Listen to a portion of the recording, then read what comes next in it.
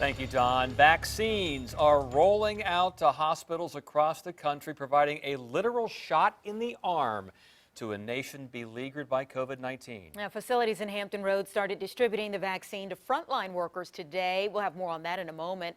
But first, a look at the number of cases, which continue to surge, approaching 16.7 million nationwide. More than 192,000 new cases were reported today. That includes 3,160 here in Virginia and more than 5,000 in North Carolina.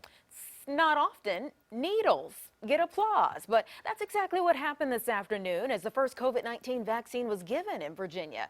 And it happened right here in Hampton Roads in Norfolk. According to plan, it was a frontline health care worker who received that first dose. Then at your side's Brett Hall has her initial reactions and a wrap up to what we all hope will go down as a positive day in history. It was given in the same amount of time it takes one to get an annual flu shot. And 39-year-old Norfolk Sentara ER nurse Yolanda Dumas says that's exactly how it felt. Yeah, I feel this. I think it's going to work. In this case, what was in this syringe, all of us hope will work to prevent her or anybody else from ever getting severe effects if they ever contract COVID-19. She was first in the state to get the first of 2 injections of the Pfizer vaccine, just approved for emergency use by the FDA just 4 days ago. I told him I'd take it.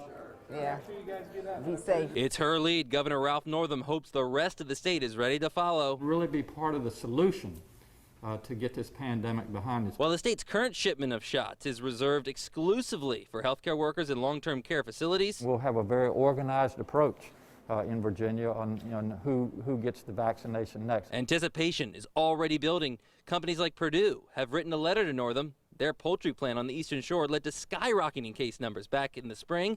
They hope to be put at the top of the vaccine list. Our essential workers, our teachers, our individuals that work in food preparation, our first responders, all these individuals, they need access to the vaccination. Northam says he hopes by summertime it's widely available and that more people are willing to take it. A recent VCU study found that more than 50% of people are hesitant to take the COVID-19 vaccine under the emergency use authorization. The study Tara Lincoln totally gets.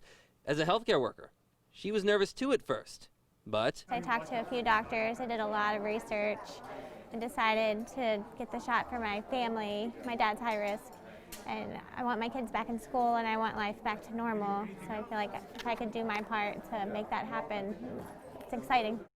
And the state is supposed to be updating us as more vaccinations occur.